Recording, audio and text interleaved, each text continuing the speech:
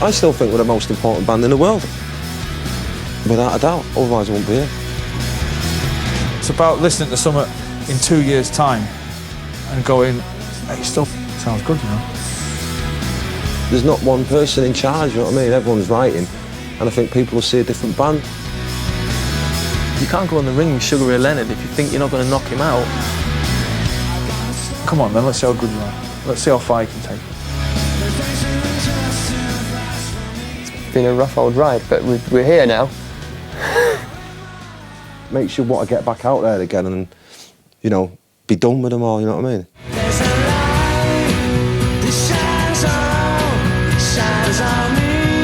Oasis jet-powered the revival of British guitar music in the 1990s, but it's been a long while since they were truly supersonic. All that's about to change with their 6th studio album, Don't Believe the Truth. We're all just into what we're doing, more so than any other time, you know what I mean? We proper graft when we're up here, you know what I mean? It's constantly in, out, in, out, in, out. Every track is classically Oasis, and their quality control is back after 3 albums where the focus went astray. We're in a position to go, bin that, it's not quite right. Our sound's a bit more grander and a bit more bigger and a bit, I don't know, it's a bit more realer, you know what I mean? Gem Archer and Andy Bell are contributing fully, and their stability makes the band a more balanced unit. Noel remains the linchpin, but he doesn't have to carry the weight. You know, all right, it's great Noel wrote all the songs in the past because that's where we wouldn't be here now, you know. If we were all dicking about writing songs, we'd probably still be wherever, you know what I mean? Now it's just like, right, with all the rules are out the window here, let's just write the song. I don't know if they'll blow them away. I just think it'll be, you know, I think it'll be a little bit of a change for people, you know what I mean? Bonard and Guigsy never showed any interest in writing anything. There was never, yeah, get on this, not once ever. The first thing I said to Andy, the night we met him before he came up to rehearse with us, he was going, so what'll I be doing? I was like, you'd be playing bass and you'd be writing songs. Ooh, what? Oh, ooh. And I kind of think that they might have been overwhelmed at first. It's like, look, don't write Oasis songs like you think of them, write some songs. But this time round, I just wrote songs. It's funny that they've turned out being, like Noel says, pretty Oasis sounding. I think that's just the way I write.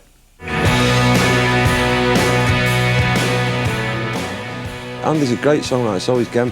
You know, and without them, we'd be kind of treading water a bit. They've brought a lot to the band, you know what I mean? Musically and personally, they're top lads. Andy's kind of getting into it now, do you know what I mean? He's offering more as a songwriter. I'd come off the road, felt like, oh, forget about music for a while, and immediately started writing. I think that's how it works.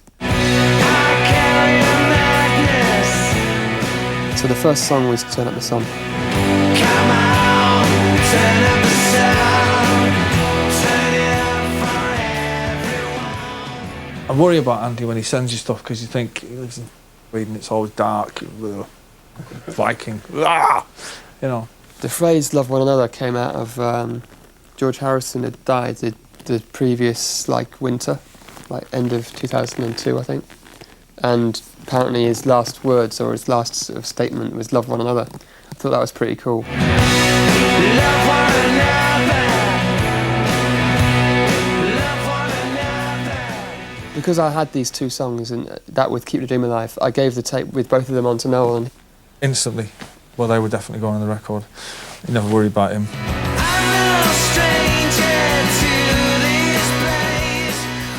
Gem, you never worry about because you'll be sat here and Gem will play some stuff and you go, what's that? What's that you just played? Oh, it's one of my tunes. Sing it. And you just go, that's... It was like that with A Bell Will Ring. Gem is the right-hand man for Noel and Liam and for anyone else who needs him.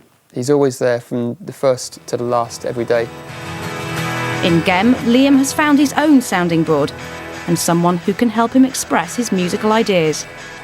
I can't really play the guitar. I can't, you know, I have these ideas of these tunes and I'll get the verses and stuff and then go, oh, it should go like that, blah, blah, blah. And then Gem will instantly pick the chords up, whereas Noel really he's not around for that, you know what I mean? You know what I mean? Gem and Andy love what he does. I mean, we all love what he does, but they will spend more time trying to get stuff out of him than me because I'm always immersed in bits of scrap paper. Leave me, I must create. I can go, oh, maybe we should go like this, and Gem will get it instantly, and then we'll go in and record it. There's only certain times I can come up with the whole structure of the song. I said to Liam once, so I don't know what we were talking about, but it literally was, oh, what did you used to do? And he went, man, I was in the pub. Literally, you know. And now he's there when something's not sounding exactly how he got it in his head, and he's trying to sort of get it across to you, and you're trying to help him get it out. His talents are starting to shine more and more now. He's writing more and more tunes. You got to write your own, man. You got to feed your own habit, haven't you? So that's basically why I started writing.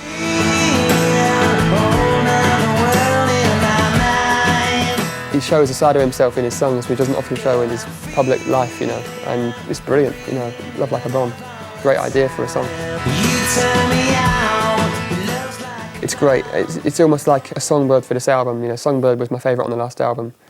This is, again, a really beautiful Liam tune. Noel has increasingly come to respect Liam's songwriting ability. Me and Gem do it. We go away with a CD each. We play it Andy Bell, he buzzes off it. Come down to play it Noel, and then we'll get a call when we're making a record, and then I find out, he'll go, oh, what do that tune that you've done and that one, what about that one, and that's it. I've seen Gem in here with Liam singing one of Gem's songs, and Gem stood right beside him with the same sheet of lyrics, going, yeah, but on that line, you've got to do a thing like that. And Liam's going, right, of course. Songbird blew my head off when I first heard it, because it was that simple. I can hum a song on a dictaphone and make one up easy like that, without picking the guitar up. He's got probably more songs tucked away than anybody else. There's loads. We didn't. Last week I was up here demoing songs. You know what I mean? So Liam, how many songs did Liam write? And definitely maybe. You know what I mean? Oasis may be back in the groove, but recording this album wasn't easy. Early sessions with electro producers Death in Vegas had to be scrapped before the band rediscovered what really made them tick. Towards the end in Cornwall, when privately I said to Gem and Andy, we haven't got songs here. You know, there's no point in being here, and there's no point in trying to make a record and put it out, because in 6 months' time we won't even be able to listen to it. And it wasn't anyone's fault. I mean, Death in Vegas did a great job of what they normally do. We tried to do our best in that studio, but it didn't happen. Come back from Cornwall going, right, hang on, you know. I went to Olympic, and then it started sounding good again. Come back here, done some stuff, and then my mind seems to sort of shoot to... Where do we go then? Relocating to Capitol Studios in Los Angeles, the band returned to what they do best, making timeless rock and roll records. Dandy Warhol's producer Dave Sardi offered a fresh perspective, and working in the building where the likes of Frank Sinatra, Dean Martin, Sammy Davis Jr. and Nat King Cole churned out hit after hit can't have hurt. We went to Capitol Records and went in the basement and spent a bit of time there, I think about 2 months, and just collated all the ideas that we'd had up till then, and some of them flew down and some of them were a little harder to get the spirit we wanted, because we love these demos as well so much. It's really hard, you know. So everybody who's ever even been anywhere near being in a band understands that. They were even inspired to consider some 1950s influences and a pretty lo-fi approach. Remember that old Buddy Holly sound, like really, and that you're getting it on the snare, and that was too rocky. So we got this old box of, I don't know what it is out in America, like Cheerios or something. And we got that on it, and he's just got these spoons started banging. It gives it this kind of, it's like a bit more percussion-y than a snare. You could be my best friend. Stay up all night long. Because there's so much information out there now, everybody purports to be telling the truth, and there's so much shit on the internet, I wouldn't believe any of it. None of it. Make your own mind up. The truth. I mean, it's always been important with us, because we're not liars, we don't fake, it is what it is. You know what I mean? It's just a title name, innit? I'm still trying to get my head around it myself. Playing live will prove whether the new songs stand shoulder to shoulder with the old. Find out in part 2 what Oasis think about their sold-out summer tour and how you can win tickets. For years, Noel and Liam were more than happy to be seen as Britpop street fighting men. But now the aggro and attitude has mellowed. They're older and wiser. Even doting father Liam seems to enjoy domestic life. I'm not afraid to write a song about nice things in life, because life can be nice. It's not always dark and at the end of a pint, you know what I mean? I'm not afraid to write about love. If that changes you, then so be it. But I don't think it changes your music or anything. You'll be hard-pushed to find an influence on this album beyond 1967, and that's what gives it its heart and soul. There are shades of Dylan, the Velvet Underground, The Who, the Rolling Stones, and, inevitably, the Beatles. Oh, it's total John Lennon to fuck, without a doubt, but it's art, it's good, man, I'm having it. There's some, you know, some nice little numbers on there for the ladies, then there's some out-and-out rock and roll songs on there. Well, I did come into the band going Stones, Stones, Stones, but I think at the end of the day, Liam's got a lot of time for the Stones. And I don't think it was me that started that off. I think he's always been into this. The meaning of soul is ferocious, isn't it? You just want it as raw as possible, and it doesn't mess around really. I think it's done in about 2 minutes. To me, it's like Elvis in Sun Studios, 1956, like Hound Dog or something. And it's just like right in your face. It's like Liam after 5 brandies, you know, which I've got on first-hand experience. The meaning of soul is Liam through and through, really. He always plays the guitar as if he's trying to saw it in half.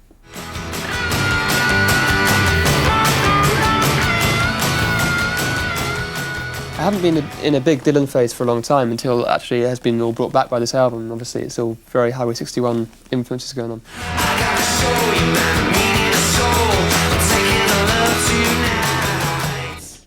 Let There Be Love's a classic, I love that. The other one, he's got Mucky Fingers. Another conscious thing was not to do as many guitar solos, because I just got sick of trying to be John Squire, you know what I mean, which none of us are. It's got an amazing harmonica solo on it that Gem plays, which you think, you're not sure what it is. It starts off like a guitar and then it sounds like an underground train break. It Ain't Love Me Do, anyway. It was just 2 days of piano bashing, really. Very, very velvety and just, you know... In fact, I think we tried to buy a piano especially for that, one that was falling apart, and everybody kept sort of saying, oh, we got one here for like $5,000. And Noel was going, oh no, I'm looking at about 80 quid. And it's got this keyboard on it that I bought for 50 quid. Found it on eBay. Jason Rhodes, our guitar tech, got it down from the fifth floor of a block of flats, put it into the back of his Land Rover and brought it back. Let's go find a rainbow. I've been 3 other songwriters in the band who were on the same wavelength as you. It's dead easy, because if you play something, say, oh, I'm not sure about this, and 2 instantly go, that's the bollocks. Then you go, I knew it was. Noel's still the sign-off point, man. You know, we're all doing our thing, but it's not like he's got people around him who he thinks are going to come in with something that he's not into. He wants you to bring in stuff that I would assume is going to make him go, oh. But, you know, it's like there's going to be no keyboards on straps in this band. To me, I put it together as an album, and it's taken, to get to the running order where it is now, it's taken 9 various goals, and I think we've pretty much nailed it. I don't think the pecking order has changed at all. I mean, Noel is a guy who takes most of the responsibility on his shoulders. You know, he'll be the one who has the final say about stuff. It's all got to hang together as an album, and you always get interfering from your record label saying some idiot has worked out the first single's got to be within the first 3 tracks, because when they listen to it in the record shops, their mind's already wandered and all that. It's like, well, man, Led Zeppelin never done that. You know, the Beatles never done that. It's not control as such, but he's the man with the armband on.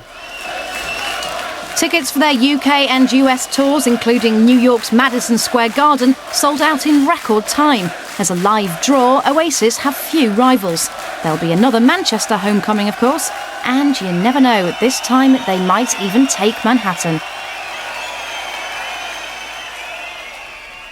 Madison Square Garden selling out in an hour is one of those things that your life flashes before your eyes in a way. I don't take any of that for granted at all. I don't think the boys do either, really. We're all a bit like, yeah. With these gigs selling out, I didn't think they'd sell out that fast. That's blown me away, and I'd like to say, well done.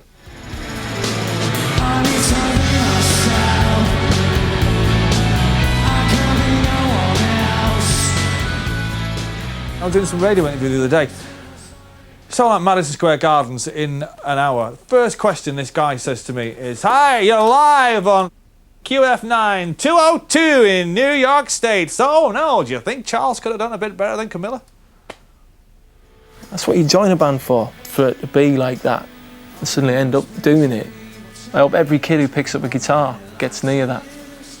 Every time I've gone to America, I'd give it my all, as if we were in England or anywhere else, you know what I mean? I've never gone there half-heartedly and gone, oh yeah, these Americans. I've gone there and give it 100%, you know what I mean?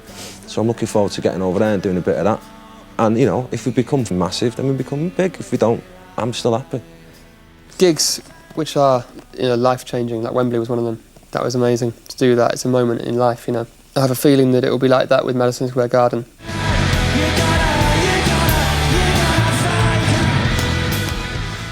The people that come to our shows over there, they see it for what it is, you know. You guys are a great rock and roll band. That'll do me. I just want to get on the stage and do some great gigs and it be a success and get back and do another record.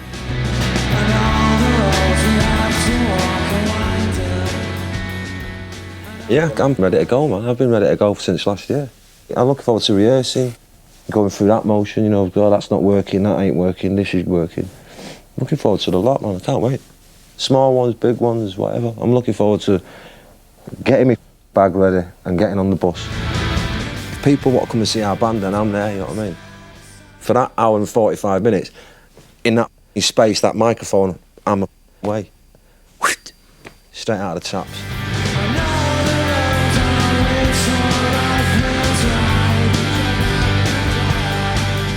I love it, singing, man, is my thing. So I get my release, man. I get more of a release out of singing a song than I do writing one. Like Noel's, one of his phrases is, it's not space jazz, and it ain't. It's about getting the feeling across, you know. It's like, who cares if it was acoustic on the record, but you got a Telecaster now? All we're doing is just trying to get to the chorus, man. It's quite an inspiring story that, you know, you come off a council estate and you end up being the bona fide big band, you know, biggest band in the world. If only for about a year, but still, you know, nobody can tell. I went with Madison Square Gardens, and that means something to young people.